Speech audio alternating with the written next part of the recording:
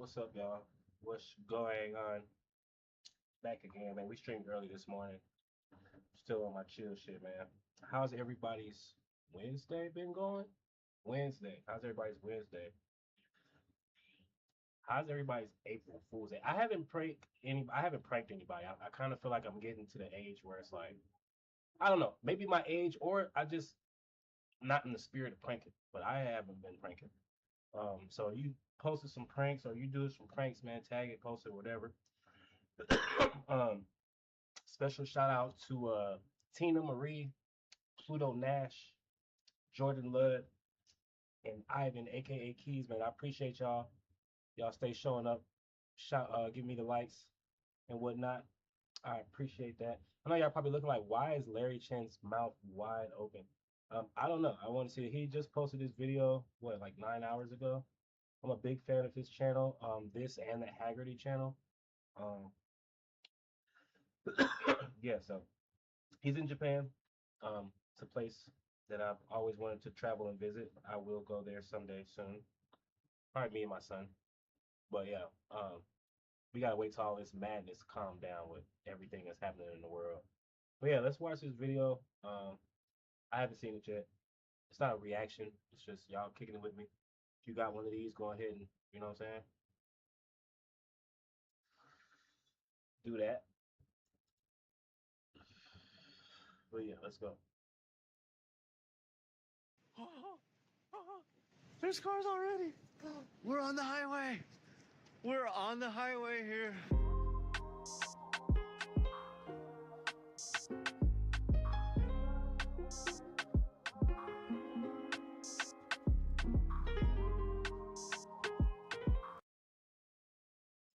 If you play Gran Turismo, you know what this corner is. If you play Gran Turismo 7, you know what corner this is. Hands down. You know where this is at. This is Tokyo Expressway. You know where this is at. I've never been here, but I know where this is. That's how much I play that game. I know exactly where this is. Okay? And if you play the game, you know where this is. You know, you probably even name the corner that this is. Now, this look like the outer loop. But yeah, good shit. Always good photos out of Tokyo, especially at night. Our dream is coming true. Tokyo is yours.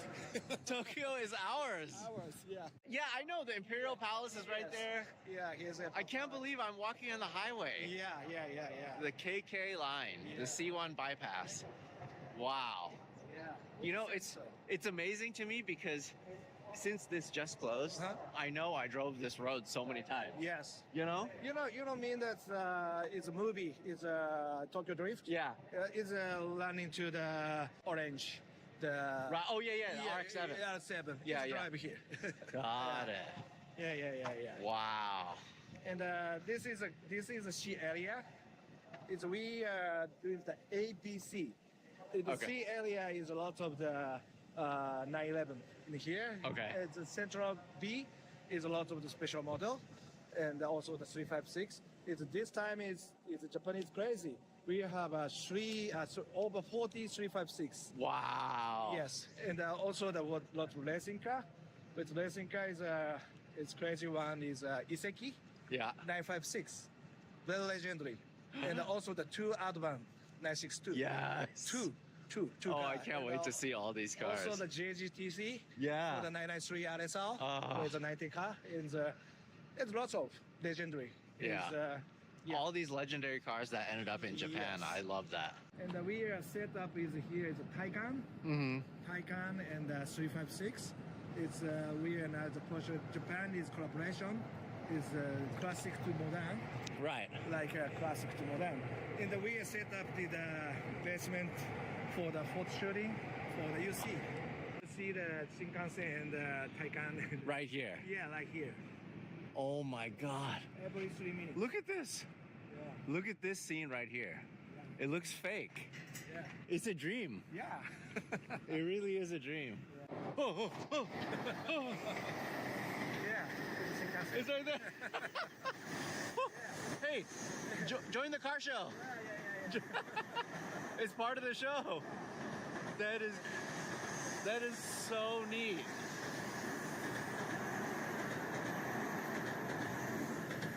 This honestly is probably one of the coolest features of this venue. It's a intact toll booth. Like 100% everything is here. They obviously took down the scanners and all that stuff for the ETC, but the toll booth itself is complete. This is the actual toll booth with the prices from when they closed it in March. Whoa. Look at the drawers. This is crazy. Just as it was, left as it was. Look, I'm ready to take your toll. Oh, ETC. Whoa. This is so. Whoa. Oh, this got just deep right now. Oh, Look at this. You want to take a nap? Are you trying to take a nap or what? oh. Wait. I might need a I cover. saw there's a bathroom back there. No way. It's a bunk bed. Anthony Bourdain could never. Dude, this is. Whoa, we got JDM keys. Wait, but this is so crazy. This is what it's like just to hang out in the toll booth here. Look, this is a view. The life Like of a just toll from here. Just from here, like this is the view of cars coming in. Hi gozo. Somi Masari. Sorry. Oh my god. Americans, you know.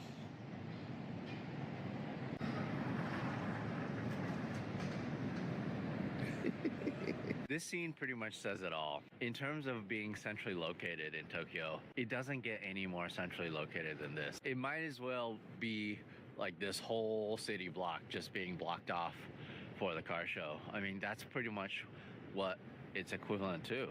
I mean, this is the highway. The first show car has arrived. This is what it's about, guys. We have the Shinkansen just going in the background. Really insane Porsche just getting unloaded here. Oh, she close. Oh. And digitize them all? Look at I this just guy. took pictures of them. That's how old were you in this picture? I was driving. Look, we need to recreate that photo right now. Quick, get a dog. Get somebody's dog. I'll get it. Yeah. That would be cool. So I had my 914-6. That was the first car I bought. So then I went to Eureka to school, and here's my 914-6 sitting out in front of my little apartment in Eureka, getting rained on and hailed on and everything. I thought, I gotta find a different car. So I bought this out of the Penny Saver. Oh! For $450, and I had the Earl Shive $29.95 paint Dude, job on it. it's not. Paint Dude, it job. looks That's good. French racing blue, I'm telling you. There's just something so eerie about walking on the highway like this, completely shut down. I'm the only one here, and then what I'm actually doing right now is I'm getting shots of cars as they're loading in, as they're driving up the ramp, and my buddy Yip is bringing my Integra so I can store my equipment in it while we're shooting. Also, I wanted to get some shots of my car on this highway. Oh! What a flex, huh? Nice. Just driving on the highway, why don't you? They should do this every day. Yeah, no kidding. Going backwards, going forwards. Look at that cool reflection. Yeah. Here we go.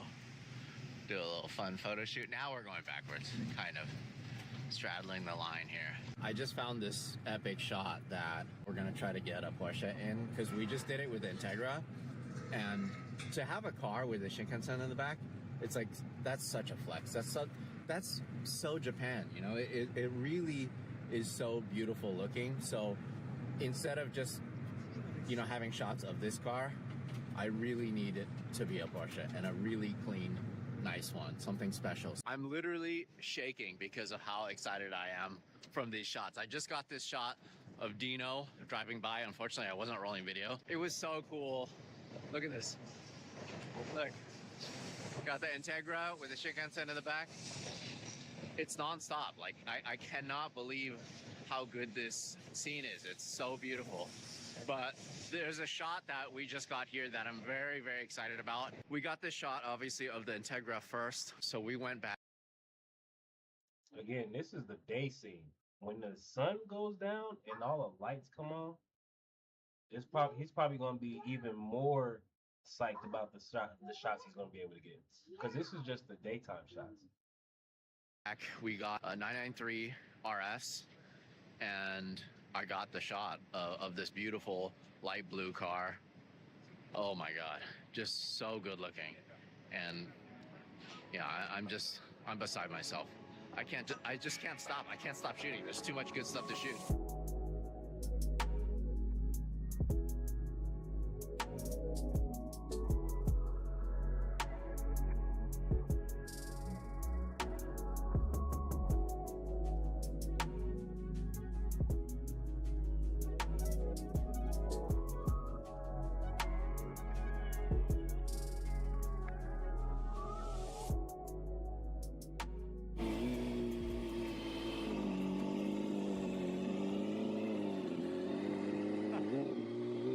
This is awesome because we had a chance to shoot both cars when they're in the collection.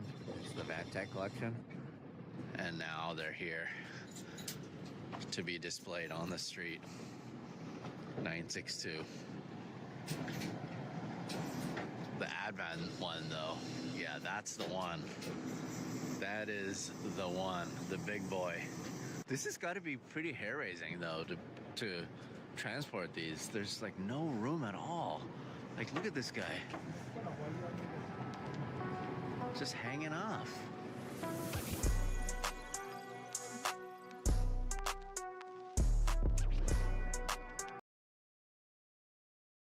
If y'all don't know what you're looking at, these are legendary race cars.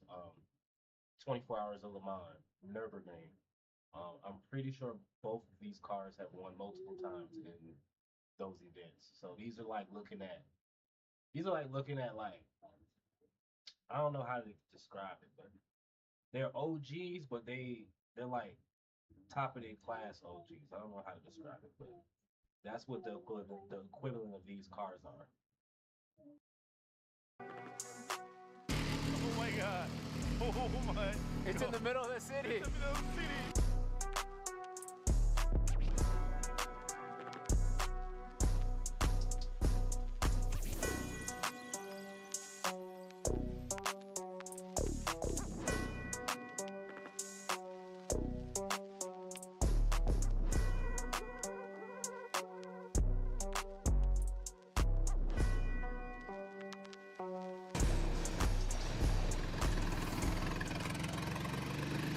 Right now, we're kind of hitting that twilight time. We haven't seen any sun at all day today, so it's been overcast, and I'm just really taking advantage of the fact that it's overcast. I'm getting like this really cool blue light, and of course, right now, it's a good time for me to also focus on getting shots with all the lights in the back. So that's what I'm gonna do right now. Get as many shots with these beautiful lights.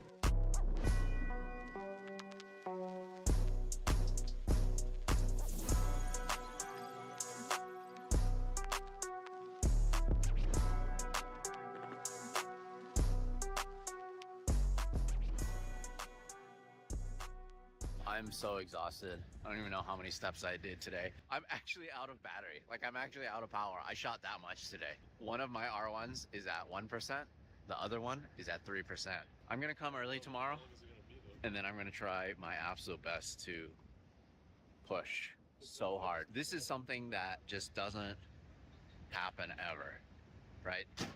In the US, we're pretty used to seeing people close down areas for filming or for shows or whatever. It's not a thing in Japan. It just doesn't happen. It's basically impossible unless something like this happens, where the road is shut down and it's not used anymore and it's getting repurposed, and we just have this tiny gap in history, in time, for something like this to happen, and this may never happen ever again.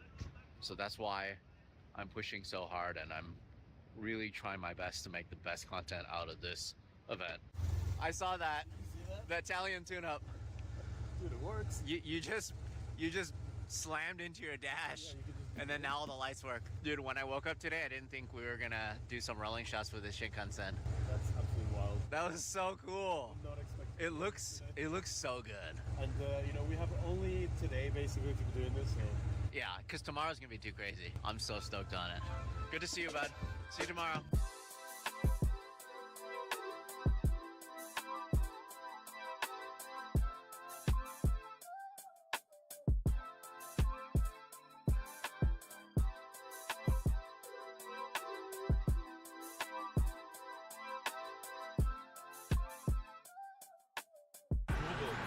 No, it's the same speed.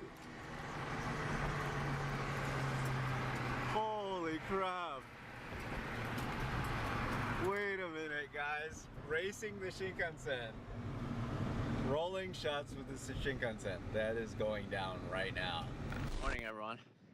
Sorry I'm walking and talking again. I'm trying to get to the venue as fast as possible because today is the main show day, and that means Porsches are littered all around Ginza. I see one right now. I'm looking at it right now. I'm gonna take a picture of it. Look at this. Beautiful. So this is the entrance, the non-public entrance. This was just a highway exit that we're walking up. I can't tell you how excited I am about this show. I woke up at 5 and I edited through some pictures. I just couldn't wait to get to the venue. I know a lot of people are loading in now, so I'm gonna get geared up for that. And then I'll check in with you guys later.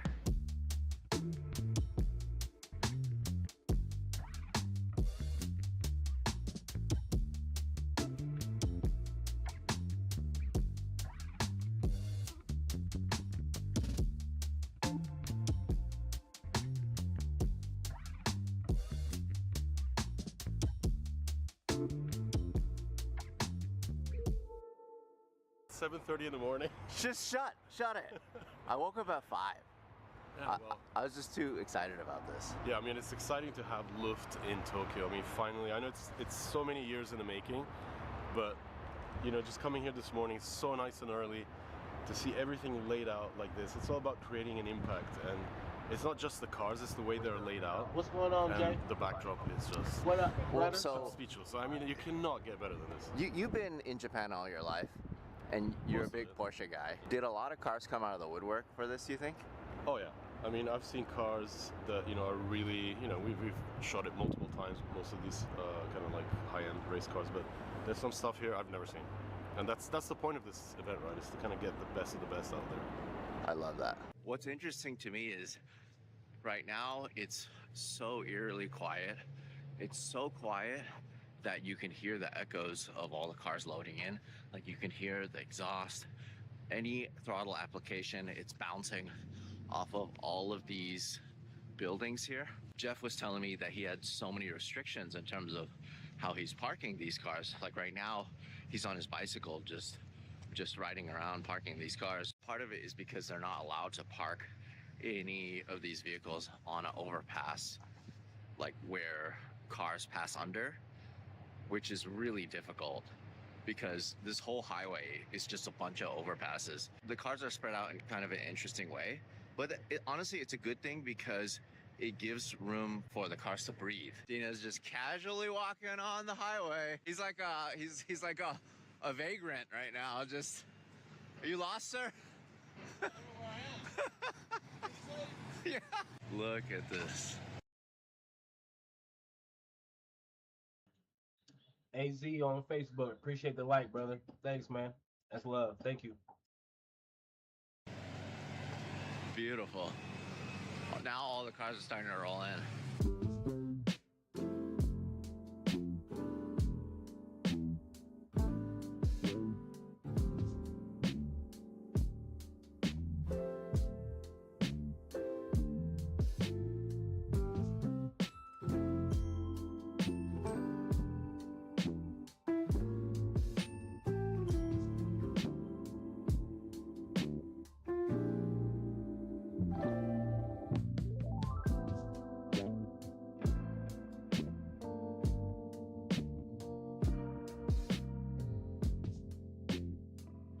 I apologize. I'm trying to keep you folks as updated as possible, but it's really hard to shoot video, shoot stills, travel, all of that. So right now I am at kind of like the starting line where they're lining up to get staged. What a scene right now, because it's all in the sun. This is the first time I'm actually in the sun shooting Luft Tokyo. You can see they just kind of line up here after they come up from the street, which I'm going to try to get that shot right now. And then they just, you know, show their registration or whatever and then continue on. That might be the coolest car here. It's a real police car. Dino says it's from Kanagawa. Thing is, with these sort of events, I have to make a judgment call. And part of it is because, you know, these only last for a couple hours. These moments last just not that long. As soon as everybody's loaded in, it just gets so crowded, it's basically impossible to shoot. All right, so what do we have here? Just found these little cars in an antique store. Saw them, I thought, gotta grab those for Larry. You're kidding. Nah. And you knew you were coming here, and you knew I was gonna be shooting this. Yep. Saw your post online, like, saw them, gotta grab them. Dude, that is so... So it's literally a Bayside Blue R34 GTR, and then also it's this little orange 240Z, but they're pullback cars. Dude, that is so cool. Thank you so much. That's awesome. Look who I just found. Mr. Carbon Fiber. Came all the way from Kitakyushu. Yeah. Right? Hey, when are you gonna do a carbon fiber Porsche? Oh yeah, good. Carbon fiber Porsche. Yeah. Huh? My dream? Carbon monocoque. For those of y'all who don't know who you looking at, this is like the godfather of carbon fiber Skylines, okay? Skyline R32, R33s, and I think he is building the R34, but primarily the R32s, my dream car, shout out to my dream car. God damn it, bro. Those things are perfect. Like, Larry Chance did a video on a few of his builds. So when y'all get a chance, man, check that shit out. He does some amazing shit. Yeah, yeah. Oh, like the roof. Yeah. Yeah. Good car. Cool. CTR, nice car.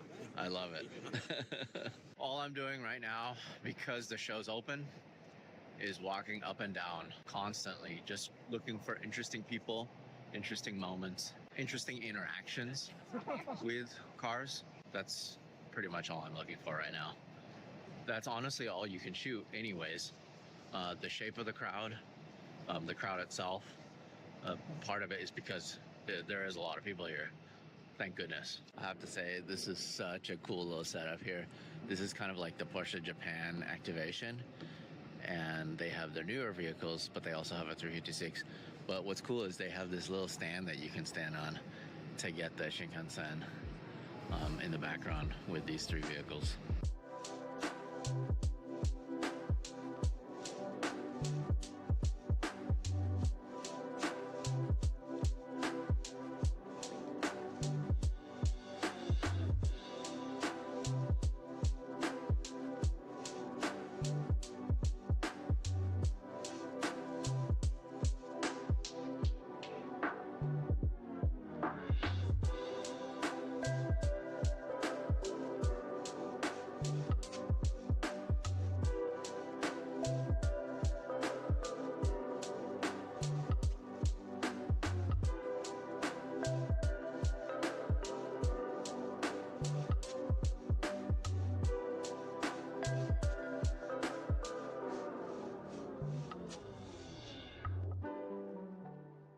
This makes me so happy. Look how many people are here for a car show.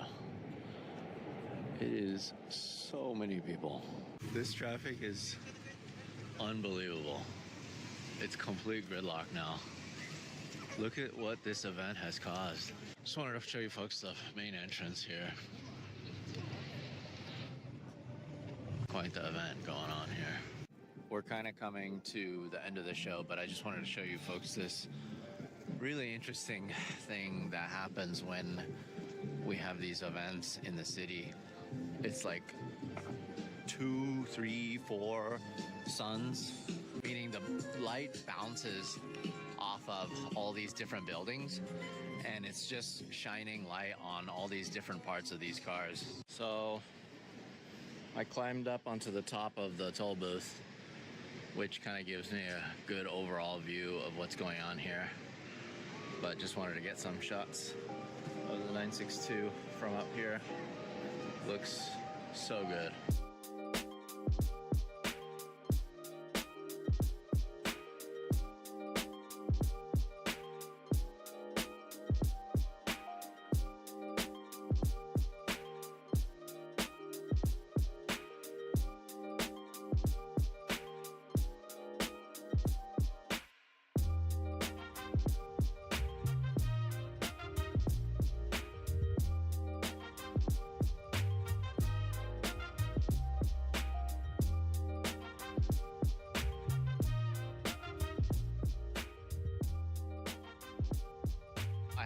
Been able to update you guys for a while.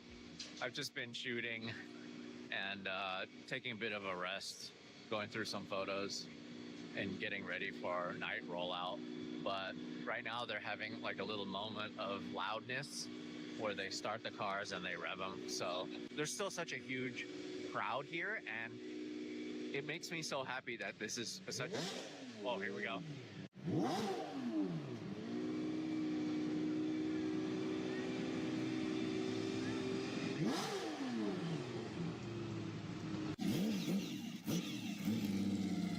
What the hell? That thing is angry. Oh my goodness. I can't believe how that thing sounds. It's so sick. Oh my goodness. It sounds so good. Wow. Last time I saw it, it didn't run, right? Yeah. Last time at Auto Salon. Yeah. It was like a new car. Wow. I changed everything. Yeah. It's like a new car now. Yeah. Wow. Thank you. I'll be honest, that was quite the day. I am exhausted, but I still have some energy left for rollout. The cars are just driving out one by one. I don't think they're going to be super stacked up. So I'm really just going to try to focus on getting some panning shots.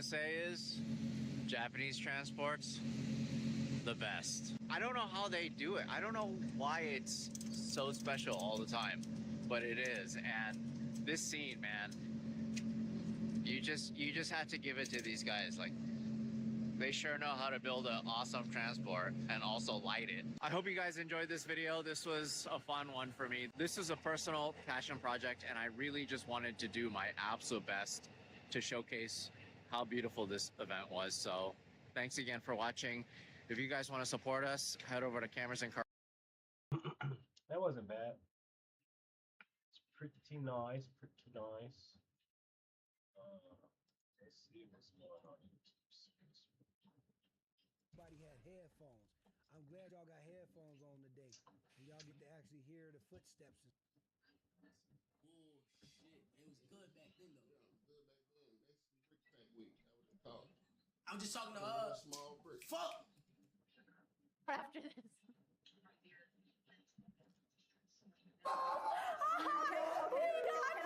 can I confess something? Yes.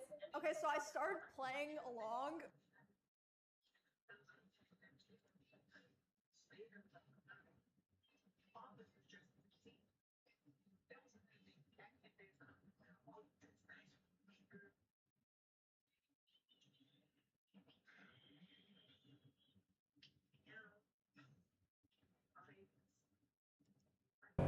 Something is struggling on the front.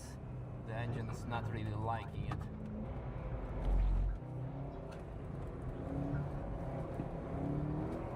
Previously, I have bought the Corvette C6Z06, done a lap with it. The car almost burned down, and yeah, that was of course not so nice. We already ordered lots of parts for it to start the conversion into a ring intimidator. What do you think of the name? Let me know in the comments below. But we need to make sure that the foundation is solid and see where all the gremlins come from, why it was almost burning down. So actually previously, Lapo and I have connected our Launch Europe diagnostic device and scanned it for faults. More red than green. Man. Well, also red. Oh man. I don't know, dude, it's all red. No wonder he gave us a discount.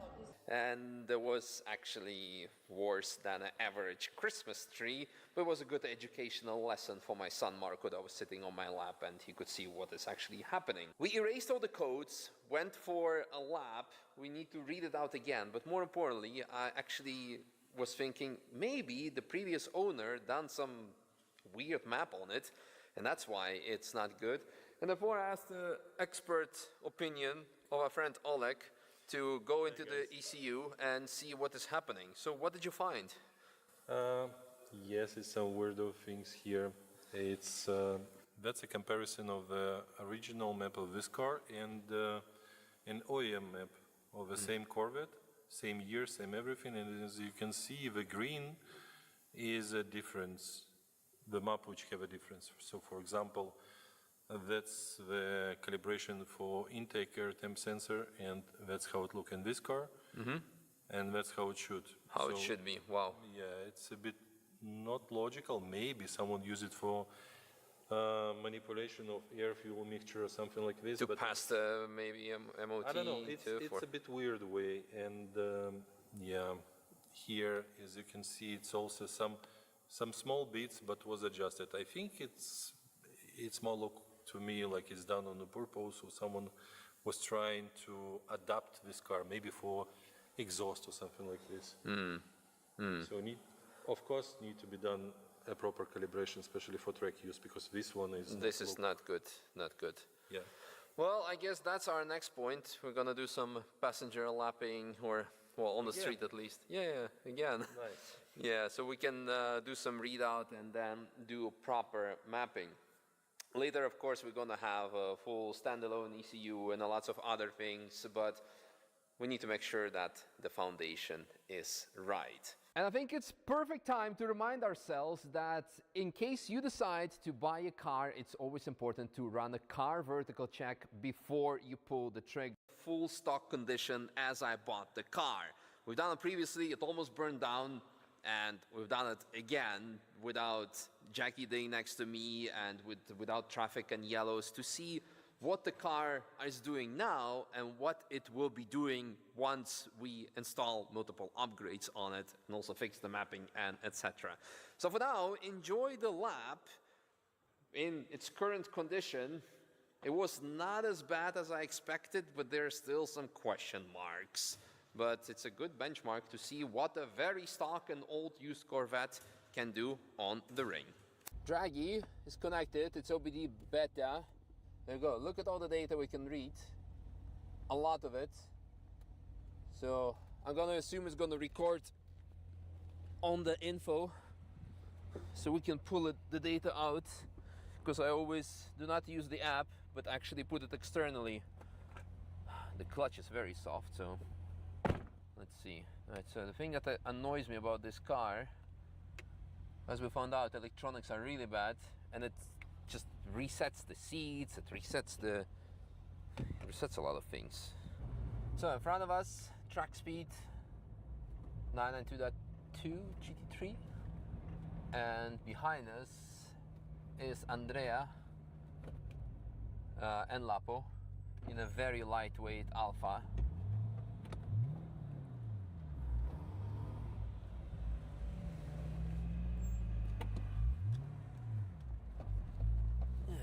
Okay, so this goes in, this goes up. Oh, here Cher is also behind us. Lovely. It's going to be a nice tandem. And gloves, in case it gets very hot in the car. We're in competitive mode, so... Alright. Hopefully, thingy will record as well.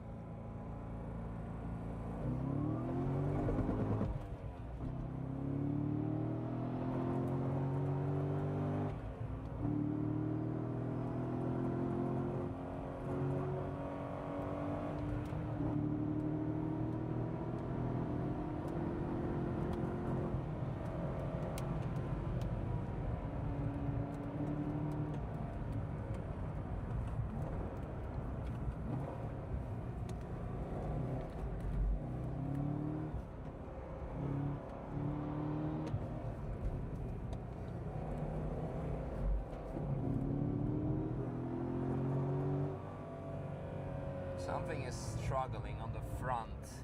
The engine is not really liking it. You can hear that. 10-year-old tires might also not be the best idea.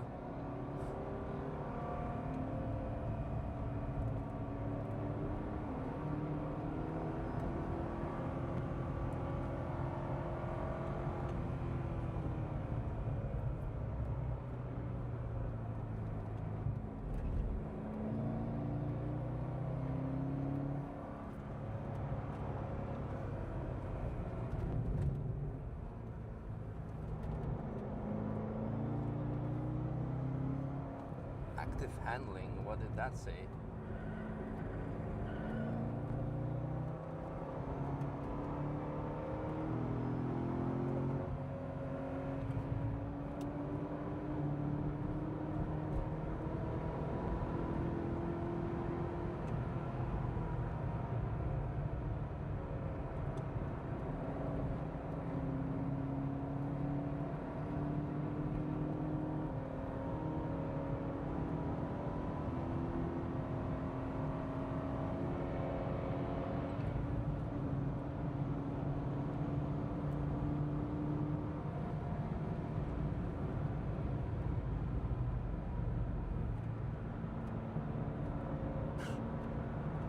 The chassis is all over the place.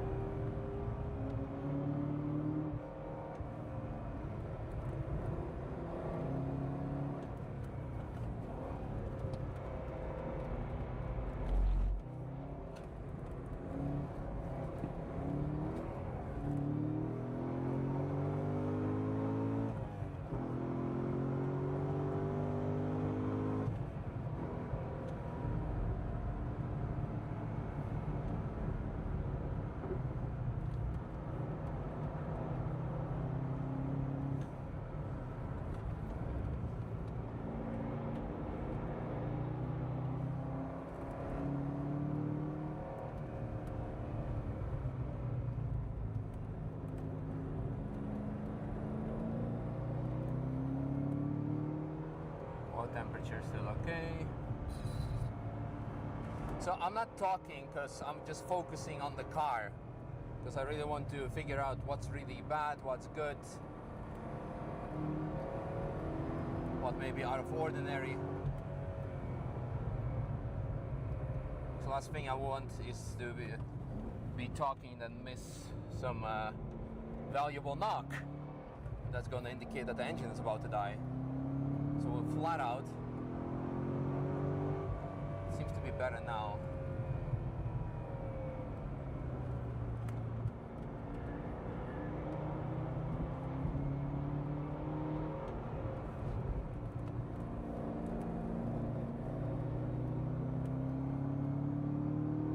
Oil temp's okay, oil pressure is okay.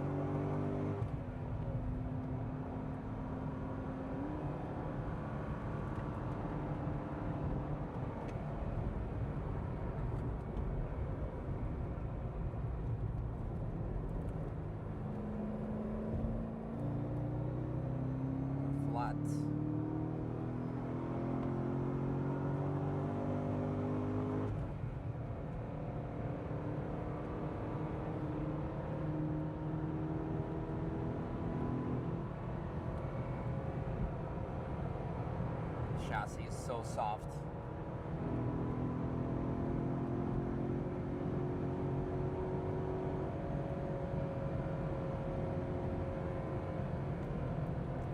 Is that Tilo? At least it's his old license plate. 4 white, Trumut curve, sure. On 10-year-old tires, very responsible. Just know your limits.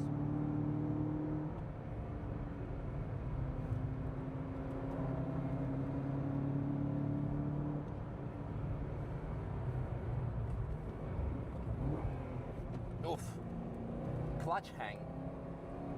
I think clutch master cylinder needs to be replaced.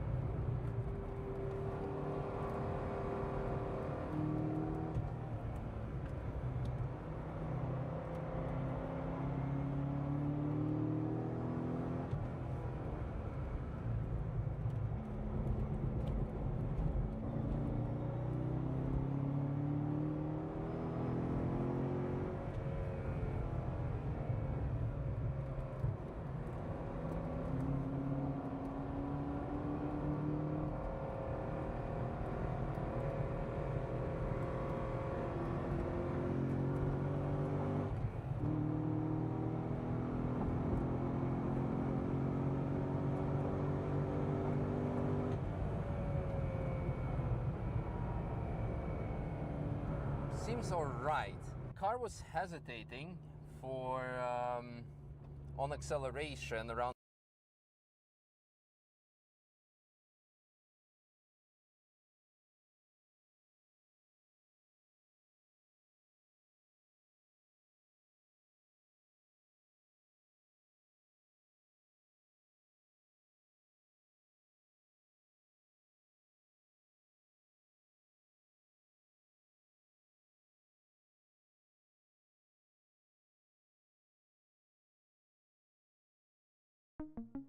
Giant warehouses are popping up across the US, more than 2 every week.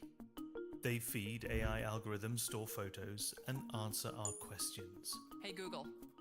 A data center campus like this can consume as much power and water as an entire city. And many of the biggest server farms are emerging from the desert. But there's no official record of how many of these are being built, where they are, or even who owns them. To be honest, I've never really run into so much resistance for records than this project. Big tech companies often go to great lengths to hide the details. So we decided to build a map. What we designed is a system to see not only the individual location of each data center across the country, but also where they cluster. And for some, these clusters are appearing too close to home. We went to meet people who say having data centers next door is affecting their health. I had a hard time breathing, I couldn't sleep. I thought I was losing my mind. Summertime is more of a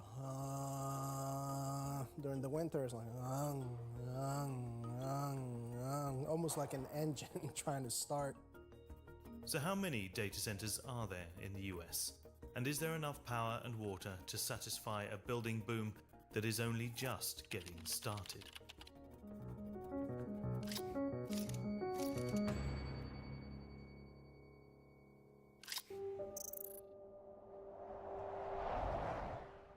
Where I am standing now is at the middle of the data center capital of the world. This is Loudoun County, Virginia, otherwise known as Data Center Alley. And it may not look like much from down here, but just take a look from up above. These are Amazon data centers. Zoom out and you can see tech companies tend to build data centers in clusters, where there is a reliable power supply, access to enough water, as well as tax breaks and affordable land. But of course, these tend to also be places where lots of people already live, like Santa Clara County, California, or the most heavily populated part of Arizona, Maricopa County.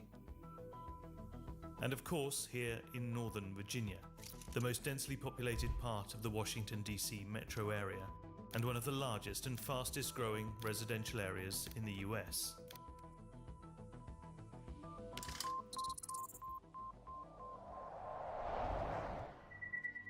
Yeah, I mean, I was the fourth homeowner in this neighborhood, fourth to occupy a house in this neighborhood. Donna Gallant has lived on this street in Prince William County, Northern Virginia, for the last 30 years. All very peaceful until 2021, when things started to change. These are Google data centers, and ever since they started rising from the ground, Donna has been looking for answers. There's no transparency, and with the data center companies or with local authorities? Or both. Yeah. So anytime you ask a question, it's, oh, we signed an NDA, we can't talk about it. Oh, we're under NDA, we can't talk about it. So there's no transparency at all. The site isn't complete yet, but she says the noise is already taking its toll. When I go to my room at night, the tonal noise immediately triggered my anxiety to the point where I couldn't sleep. I ended up having to go down on my first floor and put noise-canceling headphones on just so I could sleep.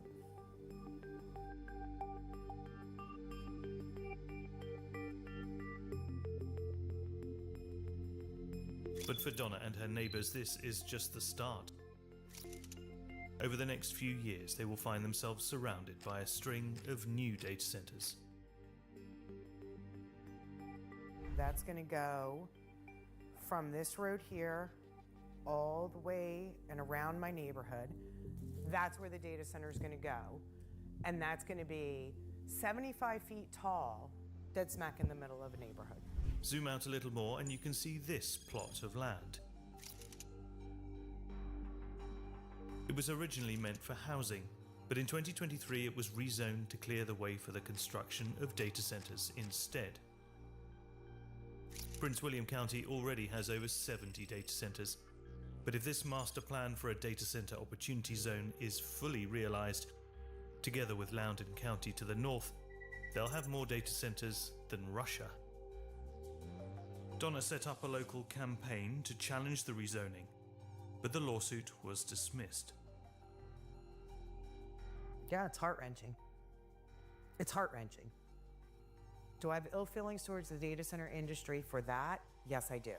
I think we all need it. It's the way the world is going, but do I think dropping it next to people's homes is the right answer? No. There is no definitive public directory of data centers, no official map, no single regulator to ask, or government agency to FOIA. So, it's been really tricky to kind of get these records because the companies don't want to disclose all of that information. By tricky, we mean redacted records and requests denied on the grounds of trade secrets. It turns out there is one thing that most data centers need: backup generators, in case the grid fails. And anyone who wants to install a generator needs to apply for an air quality permit. So what we set out to do was request all of the permits that are issued to data centers for those backup generators. That meant filing public record requests for air permits in every state. They list the capacity of the generator, so we can extrapolate the power needs of the data center. They also provide clues about who owns it. Take this hotspot rapidly expanding close to Columbus, Ohio. There are at least 164 emergency generators permitted here. This is a data center where the air permit was applied for by an LLC called Magellan Enterprises LLC.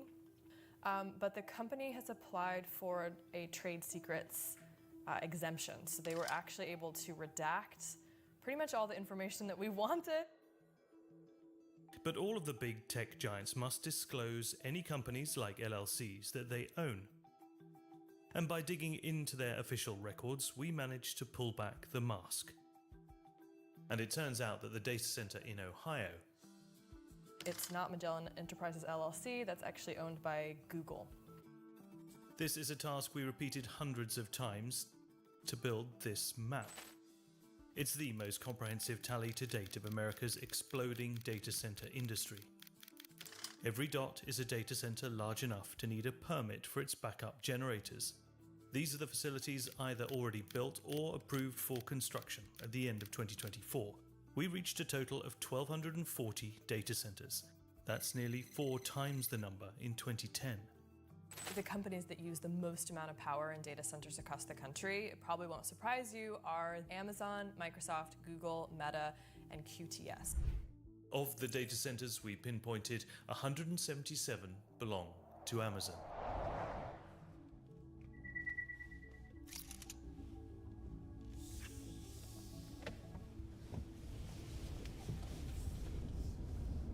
And we've just passed the huge Amazon data centers behind us, and already we're straight into a residential area. And you can start to see why these data centers are so controversial. Those boxes on the roof there, that's the ventilation for the cooling systems to keep those hundreds and hundreds of servers from overheating and overloading. And these are running 24/7. And there's nowhere else in the world with a higher density of data centers than here in Loudoun County, Virginia. As much as a third of the planet's internet traffic flows through the state of Virginia. The 329 data centers we tracked together consumed almost a quarter of the state's electricity in 2023. Tight security by the looks of it. We've got pretty high fences with barbed wire on top. I don't think we can get much closer. It's rare to get a glimpse inside one of these server warehouses. We contacted dozens asking for a tour. Eventually, a small company called Lunavi in Wyoming said yes. Hey, Courtney, welcome to Lunavi. Well, come on in, I'll show you a tour. This 35,000 square foot data center is tiny compared to the largest ones in the US. Those can stretch to well over 1 million square feet. Lunavi offers cloud services to customers like betting apps, mapping companies, insurance, and healthcare businesses. Zoom out and you can see that the location is no accident. Cheyenne, the capital of Wyoming, sits on an east-west internet superhighway. The city is also well connected to renewable energy generated by these wind farms. Wyoming is only a small player compared to Virginia, and to attract more, the state is offering generous tax breaks to encourage the big tech giants, like Microsoft. This large data center began emerging from the map south of Cheyenne in 2021, and this is a site belonging to Meta, just over the road. You're currently within the critical infrastructure space of Data Center 2, designed to have 800 cabinets roughly at full capacity on that side. So we take the air from the above ceiling grid, we feed it down through the computers, they heat the air up, comes back out the back and up through the chimney above ceiling, and then just continually circulates the air on that perspective. Lunavi has the space to scale up to the more energy-hungry GPU processors used to train AI algorithms. So this big white space is future computing. The cabinets in this facility now have a capacity of something like 5 to 10 kW. If they want to build the ones that are going to do AI with graphic processing units, GPUs, that'll go up to something like 70 to 100 kW. GPUs do need more power, but they can complete more tasks than a regular processing chip and in less time. The lower ambient temperatures in the high plains of Wyoming mean data centers use less energy and water to cool themselves. Lunavi say they use around 500,000